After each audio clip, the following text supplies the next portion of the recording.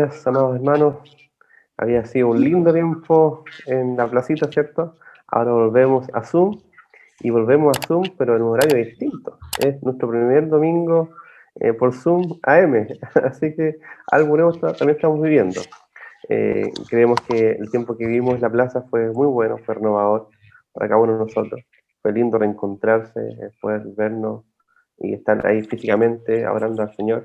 También fue bueno para los niños estaban felices con sus clases, el compartir. Fue hermoso poder ver cómo Dios oraba en los corazones de ellos también. Y también ver cómo llegaba gente nueva a nuestra congregación. Creemos que el Señor ha estado llamando y el Señor es que añade una vez más y sigue siendo su obra en medio de los tiempos. Así que estamos felices de lo que Dios nos permitió vivir estas 2 semanas solamente. Fuimos renovados por Él y ahora volvemos a Zoom hasta que el Señor diga lo contrario. Vamos a ser perseverantes en esto. La idea es que seamos agradecidos también de lo que vivimos y también estemos esperanzados en el Evangelio del Señor. ¿Ya? Así que volvemos a Zoom, 11 a.m. todos los domingos, y cuando podamos juntarnos, 11 a.m. en la plaza, y después Él seguirá diciendo cómo vamos avanzando fase por fase. ¿Ya? Estamos en Hechos de los Apóstoles, o en realidad Hechos del Espíritu Santo, a través de la vida de los apóstoles, y ha sido un privilegio y una alegría poder compartir estos sermones en la plaza. Un momento lindo donde pudimos vivir este tiempo de hablar del Evangelio, abierto a la comunidad, con alegría sencilla de corazón, poder estar compartiendo este mensaje a nuestra comunidad y a nuestra ciudad. Hoy día vamos a finalizar de Hechos 2. Hemos hablado muchas semanas ya de Hechos 2, pero creo que es importante recalcar, reforzar, recordarnos, porque nuestra manera de vivir no es tal cual como la estamos viendo acá. Uno ve la Biblia y dice, wow, cómo vivían los primeros cristianos, cómo vendían sus propiedades, cómo estaban juntos, cómo estaban alegres, cómo estaban unánimes, cómo estaban en sencillez de corazón. O sea, esa manera de vivir es una vida llena del Espíritu Santo, pero perfectamente podemos vivir de una forma subcristiana y empezar a acomodarnos en nuestros intereses, nuestras misiones particulares, nuestros reinitos, nuestros valores. El Señor nos llama de una forma distinta, que fuimos rescatados de una vana manera de vivir, para vivir para el Señor. Entonces vamos a repasar varios conceptos que hemos visto los domingos anteriores, partiendo, por ejemplo, de que cuando Pedro predica este sermón, predica llamando a la gente a reconocer a Jesús como el Señor y como el Cristo, ¿cierto? Como el Señor y el Cristo. Y cuando hablamos de Señor y Cristo estamos hablando de títulos, estamos hablando de títulos acerca de Jesús. ¿Qué significa la palabra Señor? ¿Qué significa la palabra Cristo? Le hemos conversado en otra oportunidad, pero sería bueno repasarlo para que quede realmente claro y realmente en la memoria nuestra. Cuando hablamos de Señor, quiere decir que es el que venció, que es el rey sobre todas las cosas, es el rey soberano. Jesús es nuestro rey soberano. Entonces, cuando hablamos del Señor, estamos hablando que Él venció y es Señor sobre el mundo, Él venció sobre el diablo, sobre el pecado y sobre la muerte. O sea, esa es una bendita, promesa que tenemos, una muy buena noticia que tenemos, que Jesús es el Señor y que venció todo esto. Venció para que vivamos conforme a su señorío y no seamos esclavos del diablo, para que no vivamos conforme a los deseos de este mundo, y conforme a los valores del reino, para que ya no vivamos atados al pecado, sino que podamos ser libres del pecado, para que ya no vivamos temiendo la muerte, sino sabiendo que en Cristo tenemos una vida llena de su gracia y su verdad. Pero además dice que Él es el Cristo, y el Cristo es el ungido. Eso significa Cristo, ungido, que ha venido a redimirnos, a salvarnos, dando libertad a los cautivos. Si no veíamos, ahora podemos ver. Si estábamos con corazón destruido, ahora somos restaurados por el Señor. Él vino a sanar, Él vino a restaurar, Él vino a dar vida y vida en abundancia. Entonces, Jesús es nuestro Señor y nuestro Cristo. O sea, Él es nuestra verdadera respuesta a cada uno de los problemas más profundos de nuestro corazón. Entonces vemos ahí que Pedro dice, nos enfrenta a Jesús como Señor y Cristo, y después dice, arrepiéntanse de su manera de vivir. Y después los llama y les dice, sean salvos de esta perversa generación. Entonces podemos verlo ahí como arrepiéntanse y sean salvos de esta generación, como arranquen de, que no sigan viendo de esta forma, pero vemos también que el arrepentimiento tiene una contraparte, porque muchas veces podemos decir, hoy estoy arrepentido, mira lo malo que soy, mira esto otro, pero a veces no es arrepentimiento, a veces es culpa. Hoy quiero hacer notar esto, importante. Arrepentimiento es reconocer nuestro pecado delante del Señor, reconocer su señoría, su santidad, su majestad, pero el arrepentimiento genuino provocado por el Espíritu Santo nos lleva a Cristo, nos acerca al Señor, nos lleva en necesidad penitente. Señor, aquí estoy, por favor, transfórmame, cambia, te necesito. Pero nos acerca a Cristo. La culpa, ¿qué es lo que hace? Es reconocer el pecado igual, el ver nuestra condición humana, pero es desesperanzador. Nos lleva a decir, ¿sabes qué? Yo no puedo, mira cómo soy, es que nos lleva a alejarnos de Dios, nos lleva a decir, ¿sabes qué? Yo no sirvo para esto, o bien una vez más caí, ¿cómo es posible? Nos lleva al juicio, a juicio personal, incluso nos lleva al juicio a otros. Entonces, la culpa nos aleja de Dios, nos separa de Dios. En cambio, el arrepentimiento reconoce el pecado, le da el nombre correcto a lo que estamos haciendo, nos hace acercarnos a Dios y a declarar nuestra necesidad como pobre de espíritu delante de Él. Entonces el Señor nos llama arrepentimiento. Y siempre les digo que el cristiano camina con dos patitas, obviamente, arrepentimiento y fe. Porque arrepentimiento tiene una parte de reconocer nuestro pecado, de nuestra necesidad del Señor, decir, ¿sabes qué? Este camino que estoy viviendo, ya no debo vivirlo así, debo cambiar de dirección, 180 grados, y decir, voy para allá entonces. El Señor habló a mi vida, a mi corazón, entonces debo ir para allá. Me falta la otra parte, fe. Y fe no es una fe positiva. Fe es una confianza en el Señor. Confianza en que el que está llamando va a sostener. Confianza en que está llamando a obediencia nos va a sostener el corazón, nos va a llenar de su gracia y su verdad. Entonces necesitamos avanzar en arrepentimiento y en fe. O sea, en arrepentimiento, reconocer nuestro pecado y en obediencia al Señor.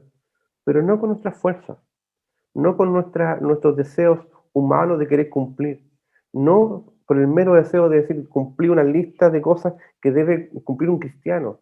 No, el estándar está ahí, la ley de Dios está ahí, está vigente, pero esa ley nos lleva a reconocer nuestro pecado, a reconocer nuestra necesidad del Señor, a correr los pies de Cristo, y esa misma ley nos santifica delante de Él, para vivir por Él y para Él, para conocer su voluntad y para vivir conforme a sus mandamientos. Entonces, cuando decimos arrepentimiento, no estamos diciendo culpa, ese sentimiento de por mi culpa, por mi culpa, por mi gran culpa, ese, ¿sabes que yo soy pecador? Y a veces nos quedamos en una parte de un pasaje que dice, miserable de mí, ¿quién me liberará este cuerpo de muerte? Y dicen, oh, sí, pues terrible, súper mal. Y ayer compartía con un grupo de universitarios en una capacitación, y le decía, ¿sabes qué, chiquillo? Esta forma de arrepentimiento a veces nos, nos guía a decir, ¿sabes qué? Yo estoy la misma que tú. Y a veces el arrepentimiento no es genuino, porque ¿saben qué? Confesamos las faltas, ¿sabes qué? A mí me cuesta orar. Oye, a mí también. Y a ti también. Y a mí también. Oye, entonces nos pasa a todos. Sí, nos pasa a todos. Ah, qué bueno que no estoy solo. Y nos quedamos ahí, como si fuera ese el estándar.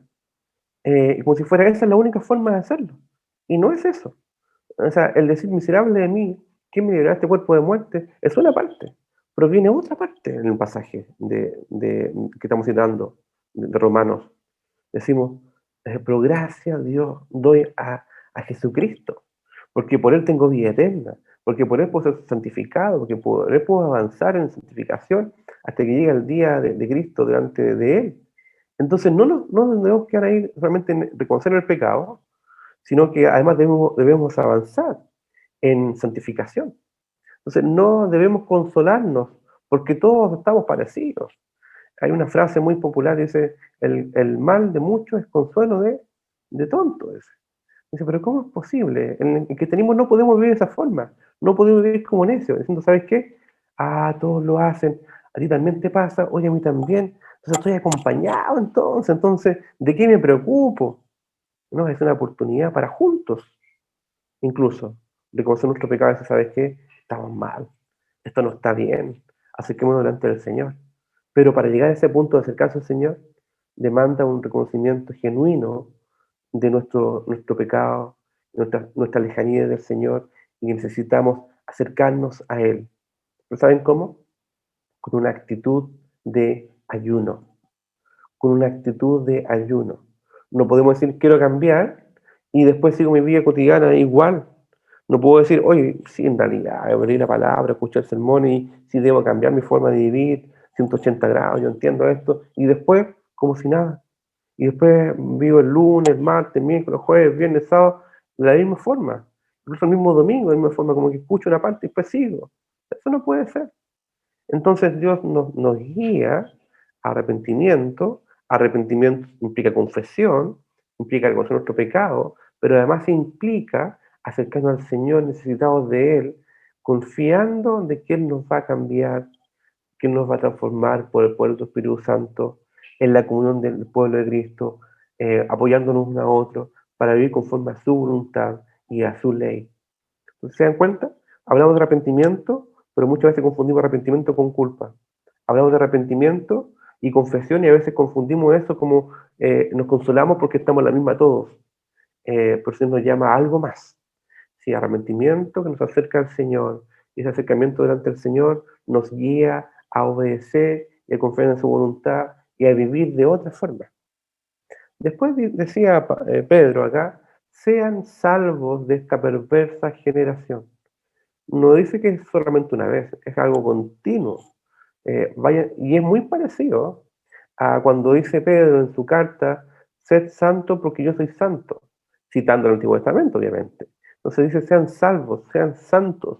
O sea, arranquen de esta manera vana de vivir, pero en adelante debemos ser santificados de esta forma.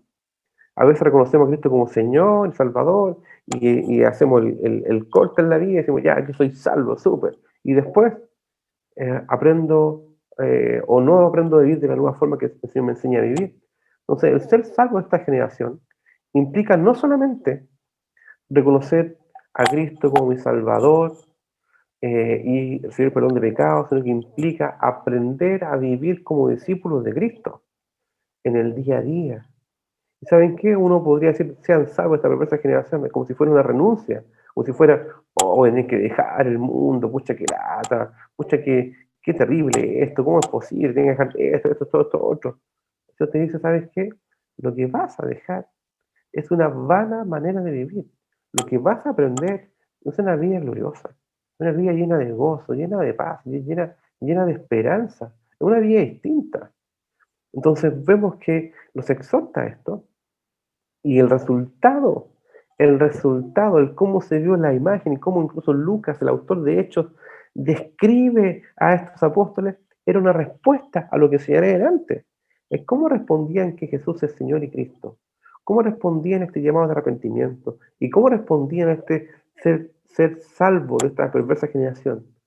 De esta forma. De esta forma. ¿Cómo era? Y perseveraban en la doctrina de los apóstoles, en la comunión unos con otros, en el partimiento del pan, en la mesa, en la intimidad de los hogares y en las oraciones. Esa era la dinámica que tenían. Aquí no está escribiendo la reunión dominical, por si acaso. Está escribiendo la dinámica que había en la vida misional de cada uno de los discípulos. Y sobrevino temor. ¿Se recuerdan que hablamos de eso el otro día? Sobrevino temor, vino temor desde lo alto. Había una conciencia de la presencia de Dios en sus vidas. Como dirían los reformadores, vivían en un constante coram deo, que significa delante de Dios, viviendo vidas delante de Dios, para Él, por amor a su gloria y a su nombre. ¿Entendieron esto? Y Dios derramó sus maravillas, y Dios derramó sus señales, y eran hechas por los apóstoles. Y fíjense que todos los que habían creído, estaban juntos, estaban unánimes, y no solamente estaban reunidos nomás, sino que estaban juntos en unanimidad de corazón. Tanto así que tenían en común todas las cosas. Y aquí no estoy abogando por un sistema económico, político ni social. Aquí el Señor está cambiando los corazones para uno mismo. Es decir, ¿sabéis qué? Me dispongo a servir, me dispongo a edificar la iglesia, me dispongo a ser parte de esto. Yo pongo mi vida por esto. Así como Cristo entregó su vida por nosotros, yo pongo mi vida por mis hermanos. Yo pongo mis recursos, mi tiempo, mis dones, talentos, que no son míos, son del Señor, para su gloria. Y por eso hay una respuesta genuina, voluntaria y espontánea del corazón que vendían sus propiedades y sus bienes y lo repartían a todos según la necesidad de cada uno y perseveraban unánimes. Y aquí viene una intencionalidad. No es algo que uno puede decir, ah, qué lindo, súper bien, esto otro, pero perseveraban. Y a veces esperamos que el otro cambie, que la comunidad cambie, pero en realidad somos la comunidad, somos la iglesia en su conjunto. Por tanto, cuando el Señor nos empieza a llamar a la santificación, nos dice, ahí venga, aquí está la cruz, acérquense. Y uno dice, no, pero y el otro nos ha acercado, ¿y cómo es posible? No, no, acerquemos a la cruz, te llamo a ti también. Y uno dice, pero ¿cómo es posible? Mira, mira este otro, mira, y yo me voy a acercar, si mira el otro nos acerca. Acércate a la cruz. La cruz está en el centro. El Señor empieza a llamar a cada uno a salir de nuestra vana manera de vivir. Nos empieza a llamar a abrazar su cruz. Y eso no es gravoso, eso no es doloroso, eso es lleno de esperanza. Y eso nos anima incluso a estar ahí pegados. Y no decir, pero ¿cómo y el otro? No, porque tenemos un lindo deleite de estar ahí pegados en su cruz. Pero hay que perseverar. Eso implica ser determinados, intencionados, implica esfuerzo, implica trabajo, sí, y no un trabajo para ganar salvación, sino que de gratitud a nuestro Señor, porque Él nos salvó de nuestra vana manera de vivir, perseverando unánimes. Y el Señor nos llama, uno a uno, a ir al centro, a abrazar su cruz, porque éramos bien indignos y Él nos salvó. Y de esa forma, partir el pan en las casas y comer juntos con alegría y sencillez de corazón. Y eso es un milagro. Eso es un milagro. Cuando familias, iglesias comienzan a comer juntos con alegría y sencillez de corazón. Es un milagro del Espíritu Santo. Es la bendición del Señor en medio nuestro. Y alababan a Dios. De esta forma alababan a Dios. Y tenían el favor de todo el pueblo. Y el Señor añadía cada día a la iglesia. Llamaba a gente que estaba afuera y los convocaba a unirse a su cruz, a abrazar la cruz con amor. A la iglesia cada día añadía a los que habían de ser salvos. Entonces digo, wow, ahora vemos que ese sermón de Pedro que está adelante. Y eso es lo que incluso vio Lucas de la consecuencia de este sermón y esta enseñanza de los apóstoles. ¿Saben qué? Uno ve, compara esto con la primera carta de Pedro, y uno dice, muchas cosas que están acá son cosas que pues, después Pedro, con el tiempo, sigue insistiendo, y sigue llamando arrepentimiento, y sigue recordando la gloria del Evangelio. Y aquí quiero contarle acerca de dos pasajes que están en primera de Pedro. Primera de Pedro 1, versículo 3 en adelante, dice, bendito el Dios y Padre de nuestro Señor Jesucristo. Ahí Pedro irrumpe en oración. Dice que según su grande misericordia nos hizo. ¿Se dan cuenta de esa palabrita? No dice me hizo, dice nos hizo. E incluye. Es como comunión. Habla de un nosotros. Nos hizo renacer. Nos hizo volver a vivir. ¿Cierto? Nos dio nueva vida. Pero una vida, no una nueva vida porque sí nomás, sino que una nueva vida para una esperanza viva. O sea, si hemos nacido para Él, es para una esperanza viva. Es para que vivamos en este mundo de una forma distinta, por la resurrección de Jesucristo de los muertos, para una herencia incorruptible, incontaminada, inmarcesible, reservada a los cielos para vosotros. O sea, dice, les dio una herencia. Entonces me imagino por eso, por esa razón, los primeros discípulos estuvieron dispuestos a vender sus bienes, porque consideraron eh, su herencia, la que está en los cielos, la que no se corrompe, la que no se contamina, la que no se marchita, y está reservada en los cielos para nosotros, que somos guardados por el poder de Dios mediante la fe para alcanzar la salvación que está preparada para ser manifestada en el tiempo postrero.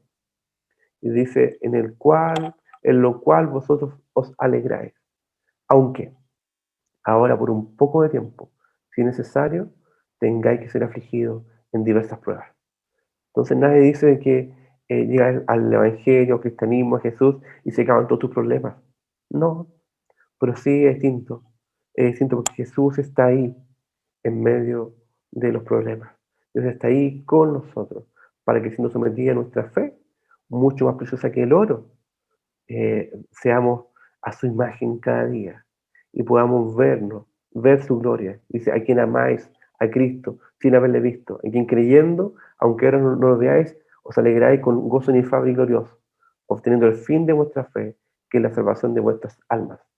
Entonces vemos ahí que después Pedro dice, ¿y saben qué? ¿Saben qué? Sean santos.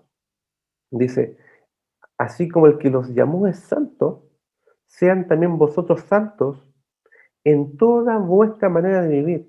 ¿Eso no es parecido a lo que dijo Pedro antes? ¿Sean salvos de esta perversa generación? Está diciendo, sean santos, santifíquense en toda vuestra manera de vivir, en todo lo que hacen, todo lo que sienten, todo lo que piensan, en todas sus, comillas, áreas de la vida.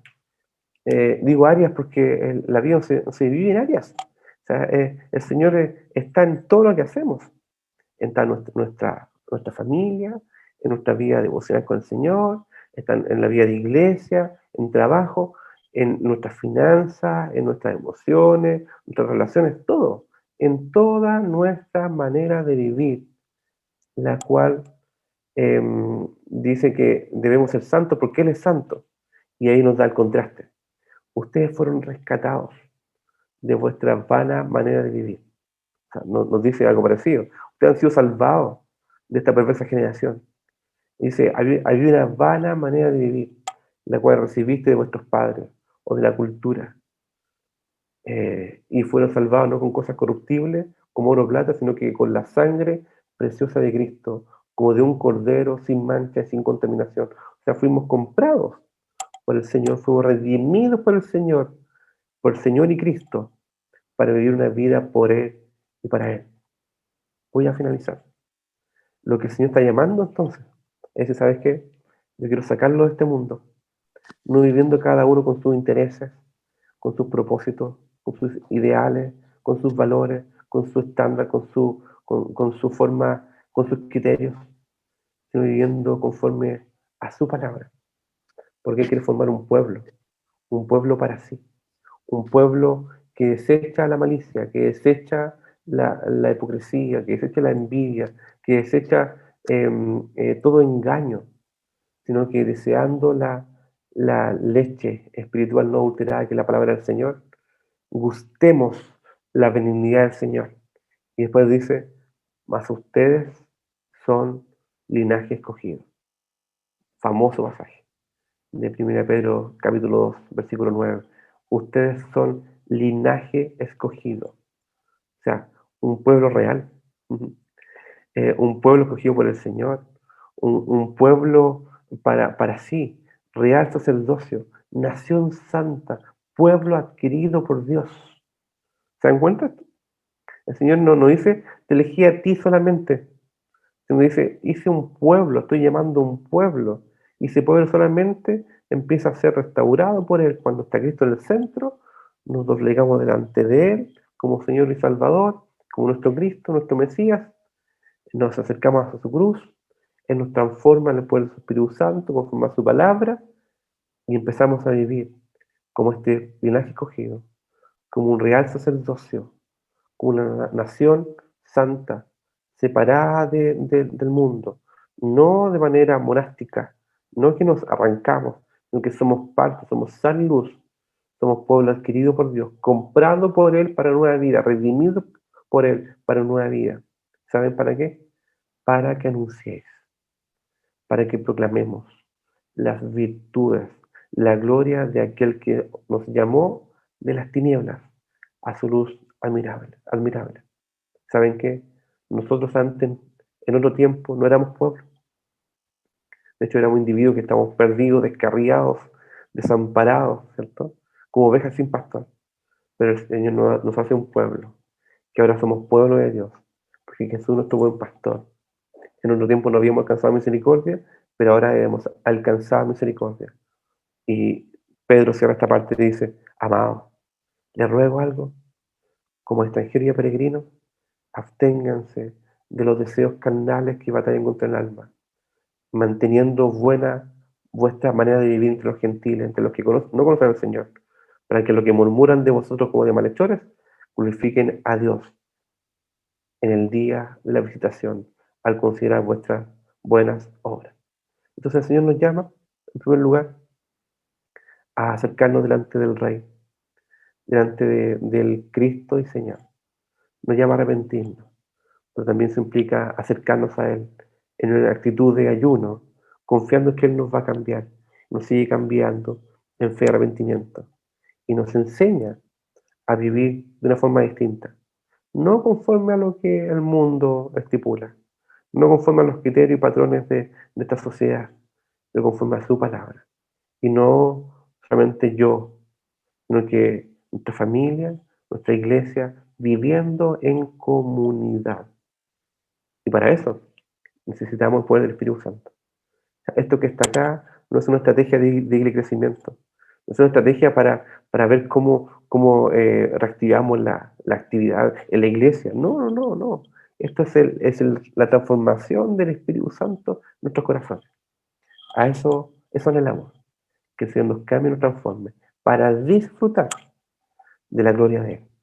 Así que el Señor nos exhorte, nos anime, nos diga que debemos cambiar, de que debemos arrepentirnos en nuestro corazón, con una actitud de ayuno, pero no para sufrir y decir, oh, qué triste lo que tengo que dejar. No, es para tomar algo mucho más glorioso, porque fuimos rescatados de una manera de vivir que es vana, para vivir por Él y para Él. Y vamos a gustar, vamos a disfrutar de la bondad del Señor, de la comunión del pueblo de Cristo y de la comunión unos con otros. Los invito a orar. Señor, te damos gracias porque tú nos llamas a estar delante de ti, porque tú nos llamas a considerarte y a reconocerte como nuestro Señor, nuestro Cristo, porque tú nos llamas a arrepentimiento, pero ese arrepentimiento es para acercarnos a ti, Señor, y para transformarnos a tu imagen. Y nos llama a no ser como este mundo. Y nos llama entonces a vivir como tú quieres que vivamos, como una nación santa, una nación apartada por ti, adquirida por ti, un pueblo por ti y para ti, Señor. Te pedimos, Señor, que muchas veces cuando mi corazón se aparta de esto, Señor, que podamos acercarnos a ti, que podamos abrazarnos a tu cruz, Señor, que podamos recibir tu perdón y además aprender ahí una vida nueva delante de ti, Señor, con nuestra iglesia local, con el pueblo de Dios, con quien tú has comprado por tu sangre, con tu sangre. Aquí estamos, Señor, agradecidos de que somos tu pueblo. Te reconocemos una vez más como Rey, Señor, de nuestras vidas, nuestro Cristo amado. Gracias por eso, por la salvación. Y enséñanos a vivir esta vida abundante que nos has dado por medio de Cristo, nuestro Señor y Salvador. En el nombre de Jesús. Amén.